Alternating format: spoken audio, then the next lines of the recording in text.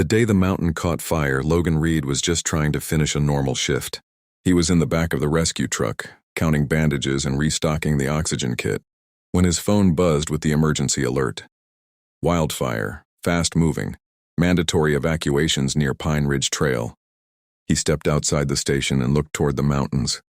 The sky over the western ridge had turned the color of old rust. Smoke hung there in slow, heavy bands, like the air itself was tired. "That's not good," Martinez said from the driver's seat. Logan didn't answer. He was already thinking about the trailhead, about the hikers who might not have checked the news, about the old access road most people forgot existed. "Let's roll," he said quietly. They drove up the mountain in Rescue Unit 7, the smell of smoke seeping through the vents. By the time they reached the parking lot, the place was nearly empty. Just a Ranger truck with the doors open, and a blue Subaru sitting crooked in the gravel. Logan touched the hood, still warm. "Someone's up there," he said. Martinez checked his radio. "Main trail should be clear for another hour. We sweep it fast and get out." Logan nodded. Then he looked at the old access road disappearing into the trees. Something in his chest tightened. He'd learned to listen to that feeling. "I'll check the service road," he said. "You sweep the main trail." 15 minutes, Martinez warned. 15 minutes. The road was rough and steep, the smoke thicker with every step. 10 minutes in, Logan almost turned back. Then he saw the backpack. It lay in the middle of the trail, heavy, dropped, not forgotten. Inside, he found survey equipment and a business card. Clare Morgan, land surveyor. Logan looked up the trail. The smoke was darker ahead. He could hear the fire now, a low, hungry roar moving through the trees. Then he saw the boot. A woman sat on the broken remains of an old concrete platform. Her ankle was twisted at an angle no ankle should ever be. Sweat covered her face, but her eyes were clear and sharp. "You need to leave," she said before he could speak. Logan knelt beside her. "Name's Logan, rescue team. What happened?" "Stepped wrong. Something snapped. I can't walk." She glanced toward the smoke. "Fire's coming. You should go." He wrapped her ankle, steady hands, quiet focus. "We're getting out of here," he said. "I can't walk." "I know. You'll have to leave me. Come back with a team." Logan looked at her then. Really looked. She wasn't scared. She was angry. Angry at the situation, at the timing, maybe at herself. "That's not happening," he said. "You can't carry me down this trail. I've carried worse." She studied his face like she was trying to decide if he was brave or just foolish. "This is the stupidest thing anyone's ever done for me," she muttered as he lifted her. "Probably not," he said. She wrapped her arms around his neck. Her breath was warm against his collar. The smoke was thicker now. The trees crackled somewhere in the distance. A few hundred yards down, his radio crackled. Martinez's voice came through, tight with panic. "Fire jumped the ridge. You've got maybe 5 minutes before that road's cut off." Logan didn't answer. He just shifted her weight in his arms and kept walking. After a while, her voice came out soft and tired against his shoulder. "I can't walk," she whispered. "Leave me." Logan tightened his grip instead, because some choices didn't leave room for debate. Some choices decided the rest of your life for you. And the moment he'd picked her up, Logan Reed had already made his. Logan's arms were already burning. Every step down the trail felt heavier than the last. The ground was uneven, the smoke thicker now, turning the air into something dry and bitter. It scraped his throat every time he breathed. Clare stayed quiet for a while. Her arms were locked around his neck, her head resting against his shoulder. He could feel the heat of her skin through his shirt. "You can set me down for a minute," she said softly. "Catch your breath." "We don't have a minute." "You're shaking." He was. His legs trembled with each step, muscles tightening like coiled rope. But he kept moving. He'd learned a long time ago that the body could go farther than the mind thought it could. You just had to ignore the voice telling you to stop. Behind them, the forest made a sound like breaking bones. Pine trunks cracking in the heat, branches snapping. The fire wasn't just a glow anymore. It was close enough to feel. Clare lifted her head. "How much farther?" "Couple 100 yards. That's a guess, isn't it?" "Everything's a guess right now." She gave a small breath that might have been a laugh. Then she went quiet again, her grip tightening. Through the smoke, Logan finally saw the shape of the parking lot. A dark outline, the rescue truck. Martinez waving his arms like a man trying to guide a plane down. Almost there, Logan said, more to himself than to her. His boots slipped on loose gravel as he stumbled the last stretch. His vision blurred at the edges. For a second, he thought his legs might just give out completely. Then Martinez was there, grabbing Claire gently and helping ease her into the back seat. "You're insane," Martinez said. "Tell me later," Logan rasped. He leaned against the truck, sucking in air that still tasted like ash. His arms felt hollow, like they'd been scooped out and filled with sand. They drove out just as flames crested the ridge behind them. Logan saw it in the side mirror, a wave of orange rising through the trees, swallowing the trail they'd just come down. In the back seat, Claire rested her head against the window, her injured leg propped awkwardly on a medical bag. Her face was gray with exhaustion, but her eyes were open. "You didn't have to come back for me," she said quietly. Logan looked at the road ahead. "Yeah, I did." He didn't know how to explain it. Some things weren't logic, they were instinct, or maybe just habit. He'd spent years putting one foot in front of the other for people who needed it. The hospital was crowded and loud when they arrived. Nurses rushing past, phones ringing, the smell of antiseptic everywhere. Logan gave a quick report while they wheeled Claire away on a gurney. She looked back at him as they pushed her toward the hallway. "Will you still be here?" she asked. He hesitated. He had a son to pick up, dinner to make, a small house that depended on him showing up every day. "I'll check on you before I leave," he said. It wasn't a promise, but it wasn't nothing either. An hour later, he was standing in the parking lot of his son's school, the air clean and cool, like the fire had never existed at all. Jake ran into his arms, smelling like crayons and apple juice. "You smell like smoke," the boy said. "There was a fire in the mountains. Did you save anyone?" Logan thought of Claire's sharp eyes, the weight of her in his arms, the way she'd told him to leave her. "Yeah," he said quietly, "I did." That night after dinner his phone rang, unknown number. A nurse's voice came through the line. "She's going to be okay, but she wanted me to tell you something." "What?" There was a pause. She said, "The fire wasn't an accident." Logan stood in the quiet kitchen, Jake's cartoon playing softly in the other room, and felt something cold settle into his chest. Logan stood outside Claire's hospital room the next morning, staring at the door like it might open on its own if he waited long enough. He told himself he was just being polite, just checking on the woman he'd carried off the mountain. That was all, but the truth felt heavier than that. He knocked. "Come in," her voice said, tired but steady. Claire sat up in the hospital bed, her dark hair loose around her shoulders. Her leg was raised in a stiff brace, metal rods and straps holding everything in place. She looked smaller than she had on the mountain, less sharp around the edges, but her eyes were the same. "You came," she said. "You called." She gave a faint smile. "Technically a nurse called." He stayed near the door at first. Hospitals always made him uneasy. Too many memories of white walls and quiet machines. Too many nights sitting beside Emma's bed, pretending he believed the doctors. "How's the ankle?" he asked. "3 screws and a plate," she said. "I'll walk again, eventually." "That's good." She studied him for a moment. "You're standing like you're about to run. Just not a fan of hospitals." "Sit down," she said. "You'll want to hear this." He pulled the chair closer to the bed. "The fire wasn't an accident," she said again. "At least I don't think it was." She opened her laptop and turned the screen toward him. Maps filled the display, covered in numbers and lines. "I'm a land surveyor," she said. "I was hired to verify property boundaries for a new resort project. Big money, expensive cabins, ski access, the whole thing. Sounds like normal work." "It should have been," she said. "Except the boundary markers didn't match the official records." She clicked through a series of photographs. Small metal posts in the ground.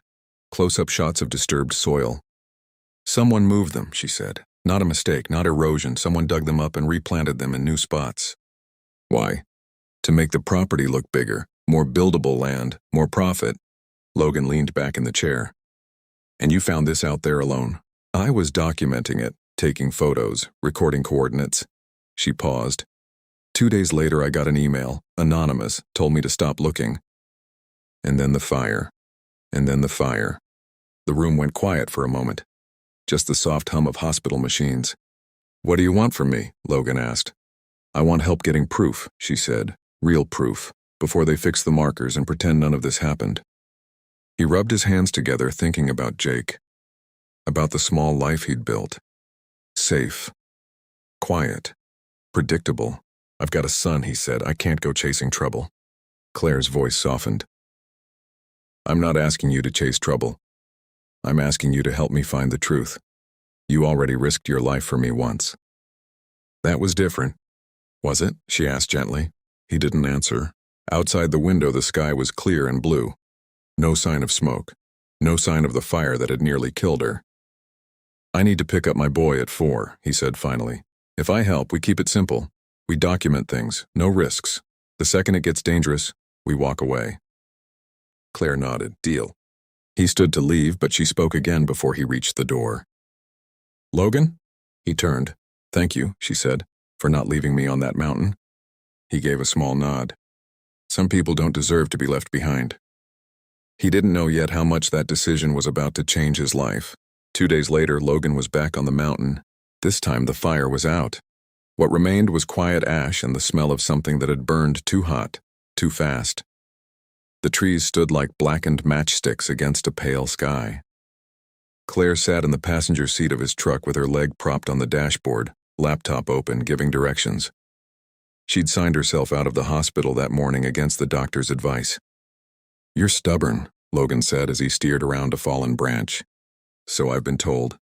The logging road was rough, but he managed to get them close to the survey points. Claire handed him the GPS unit and camera from her equipment bag. "I'll guide you from here," she said. "Just follow my voice." He left her in the truck and walked into the burned clearing. The ground was soft with ash. Every step left a print, like walking through gray snow. "You should see a concrete marker about 50 feet ahead," Claire said through the phone. He found it exactly where she said. A small pillar with a brass cap. "Take a photo," she instructed. "Then record the coordinates." He did. The numbers didn't match what she read off her notes. "Almost 60 feet off," she said quietly. "That's not an accident." Logan circled the area, camera in hand. The fire had cleared the brush, exposing the ground. And there it was, a shallow depression where the original marker must have been. "Found the old hole," he said. Claire's voice tightened. "Photograph everything." He crouched down, brushing ash away. At the bottom of the hole, he found a broken piece of concrete with a bit of brass still attached. "The original marker," he said. They worked like that for hours. Logan hiking from point to point. Claire guiding him by phone. At every site, the same story.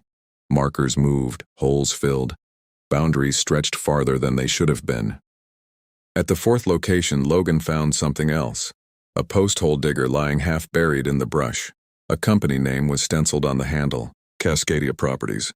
When he brought it back to the truck, Claire stared at it like it was a confession. "They left evidence," she whispered. "Or they didn't think anyone would look." Claire took photos from every angle, her hands shaking slightly. "With this," she said, "we can prove it wasn't a mistake. This was planned." Logan leaned against the truck, looking out at the blackened forest. "What happens next?" he asked. "We file a formal complaint. Planning Commission, Forest Service, State Board, everyone." He nodded slowly. "And you think they'll just accept that?" She met his eyes. "No, I think they'll fight." He thought about Jake waiting at his grandmother's house, about the safe, quiet life he'd built. Then he thought about Claire sitting alone on that mountain, watching the smoke close in. "I'll help you," he said, "but you stay somewhere safe. Not a hotel, not anywhere they know." "I don't have anywhere else." The words came out of his mouth before he could stop them. "You can stay at my place." Claire blinked at him. "You barely know me." "I know someone already tried to kill you once," he said. "That's enough." She looked down at the equipment in her lap, then back at him. "All right," she said softly. "Just for a few days." Logan started the engine. As they drove down the mountain, he had the strange feeling that his life was quietly shifting in a direction he hadn't planned. And there was no turning back now. Logan's house was smaller than Claire expected. 2 bedrooms, 1 bathroom, a sagging couch that had seen better days. Toys scattered across the living room floor like someone had tried to build a small city and given up halfway through.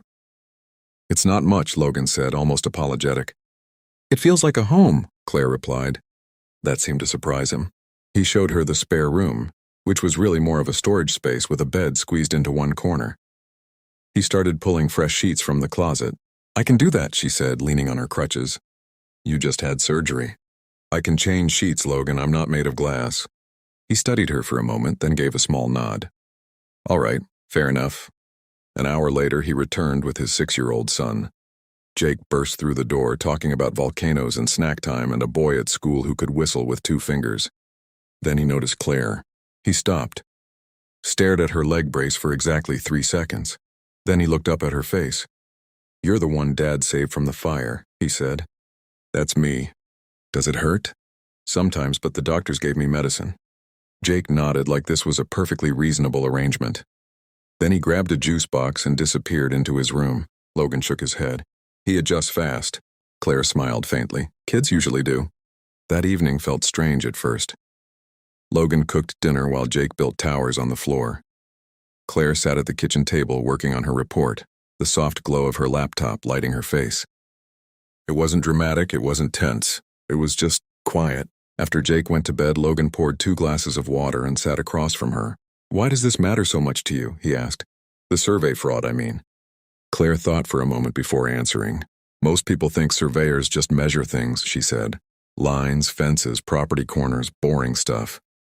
Isn't it? She shook her head. Those lines decide everything. What gets built, what gets protected, who owns what. When someone lies about those measurements, they're not just moving a marker, they're changing reality to make more money. And that bothers you? It does, she said quietly. I'm not great at people, I don't have a big social life, but I'm good at my job. I'm good at finding the truth in numbers, and I'm not going to let someone twist that truth for profit. Logan understood more than he expected to. It was the same feeling that had made him turn around on that burning trail. Some things just felt wrong, and you couldn't ignore them. Report's almost done, Claire said. We'll file it Monday morning. And then?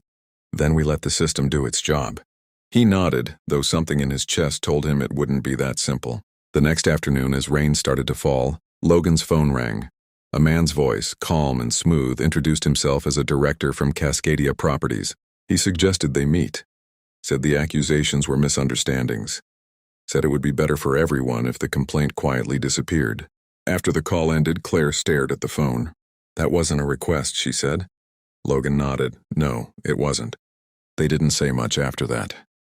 The rain tapped softly against the windows, and the small house suddenly felt a little less safe than it had the night before. The rain was still falling that night when the window shattered. 1 second, Logan and Claire were sitting in the living room, talking quietly about the report they'd file in the morning. The next, glass exploded inward, spraying across the floor like sharp rain. Something heavy rolled across the carpet, trailing gray smoke. Logan didn't think. He just moved. He threw himself over Claire, shielding her with his body. The smoke spread fast, thick and bitter, filling his lungs and stinging his eyes. Back door, he coughed. Now. He grabbed her around the waist, half carrying her as they stumbled toward the kitchen. Claire balanced on one foot, crutches clattering behind them as they pushed through the door and into the wet night. Cold rain hit them both at once. They made it to the side of his truck, crouching behind the metal. Logan pulled out his phone with shaking hands and called the police. Someone had thrown a smoke grenade through his window. Within minutes, red and blue lights filled the street. Officers moved through the house while a fire crew cleared the smoke. Claire sat on the curb, soaked and pale, her injured leg stretched out in front of her. That wasn't random, she said quietly. That was a message. Logan nodded. Yeah, a detective with tired eyes took their statements. When she finished, she said, You two should stay somewhere else for a few days. Whoever did this wanted to scare you, and they probably will try again. Logan didn't argue. He just packed a few bags, gathered Jake's things, and drove them all to his mother-in-law's house across town. Susan opened the door and took one look at them, wet clothes, overnight bags, Claire on crutches, and stepped aside without asking a single question. Guest room's ready, she said. I'll make tea. Later that night, after Jake was asleep, Logan and Claire sat on the back porch. The rain had slowed to a soft drizzle, the kind that made everything feel quieter. They're not going to stop, Claire said. I know. You can still walk away from this, she added. You've already done more than enough. Logan looked out at the dark yard, at the faint outline of the trees beyond the fence. Someone threw a grenade through my window, he said, trying to scare me into backing down. He shook his head slowly. That's not how I'm built. If I walk away now, they win, and my son grows up thinking the right thing is too dangerous to bother with. Claire was silent for a long moment. Then she said very softly, "You're a better man than I deserve." He gave a small, tired smile. "You deserve someone who doesn't leave you on a burning mountain." She let out a quiet laugh, the sound gentle in the cool night air. They sat there together, listening to the rain, both of them knowing the fight wasn't over yet, but also knowing they weren't facing it alone anymore. By Thursday morning, the whole town seemed to know something was coming. News vans filled the parking lot outside the county building. Reporters stood in small groups, speaking in low voices, their cameras resting on their shoulders like patient animals. Logan helped Claire up the front steps, one slow movement at a time. Her leg was still stiff in the brace, but her eyes were steady. She carried her folder of evidence like it was something fragile and sacred. Inside, the commission chamber was already crowded. Locals, lawyers, reporters, and a few people Logan recognized from the rescue station. Everyone sat close together, the air thick with anticipation. "You ready?" he asked. Claire took a slow breath. "As I'll ever be." When her name was called, she stood at the lectern, balanced carefully on her crutches. Logan stayed close, just behind her shoulder. She didn't rush. She didn't dramatize anything. She just told the truth. She showed the photographs of the moved markers, the GPS readings, the filled-in holes where the originals had been. She spoke about the email warning her to stop looking, about the fire, about sitting on those concrete steps with a broken ankle, watching smoke close in and wondering if she'd die there alone. The room was silent. Even the lawyers from Cascadia seemed smaller somehow, their arguments about misunderstandings and technical errors sounding thin against the quiet weight of her evidence. When she finished, one of the commissioners leaned forward. "If what you're showing us is accurate," he said, "this isn't just a mistake, it's fraud." Claire nodded. "Yes, sir, it is." There was a brief recess, murmured conversations, papers shuffled. Then the commissioners returned to their seats. "All in favor of halting the Cascadia Pine Ridge development pending full investigation," the chairwoman said. 4 hands rose. 1 man abstained. The gavel came down with a soft final sound. Motion carries. Claire's shoulders sagged, the tension leaving her all at once. Logan steadied her arm, and she looked up at him with a small, tired smile. "We did it," she whispered. "No," he said, "you did." The days that followed were quieter. Arrests were made, investigations moved forward. The development was canceled. The land stayed protected. The danger faded, little by little, like smoke drifting off a hillside after the flames were gone. But something else stayed. Claire didn't rush back to California, not right away. She spent a few more days at Logan's house helping him replace the broken window, sitting at the kitchen table with Jake while he built his volcano models, laughing at things that weren't even that funny. One evening, as the sun went down, they sat together on the porch. The air smelled like damp earth and pine. Somewhere in the distance, a dog barked. Jake's laughter drifted out through the open window. "I was going to leave tomorrow," Claire said. "Back to California, back to my old routine. And now?" She looked at him. "Now I'm not so sure." Logan didn't push. He just sat beside her, their shoulders almost touching, watching the sky turn soft shades of orange and blue. 6 months later, Claire moved her business to the mountain region. She still traveled for work, but most weekends were spent in the small house on the edge of town. Jake grew used to seeing her at the breakfast table. Susan set an extra place without thinking about it. One afternoon, while they were walking an easy trail near town, Jake looked up at her. "Are you going to be Dad's girlfriend?" he asked. Claire glanced at Logan, who pretended to be very interested in a nearby pine cone. "Would that be okay with you?" she asked. Jake thought about it for a moment. "Yeah, you make him smile more." That night, after Jake was asleep, Logan and Claire sat on the porch again, just like the first time. The mountains were dark silhouettes against a sky full of stars. "You know," Claire said, "a year ago I thought I was going to die on that mountain." Logan took her hand. "And now?" "Now I'm glad the road led me there." He smiled softly. "Me too." Sometimes life didn't change in big dramatic moments. Sometimes it changed in the quiet decisions, in the choice to turn around on a smoky trail, in the choice to carry someone instead of walking away. And if this story lingered with you, stay close. There's always another quiet moment waiting on the porch.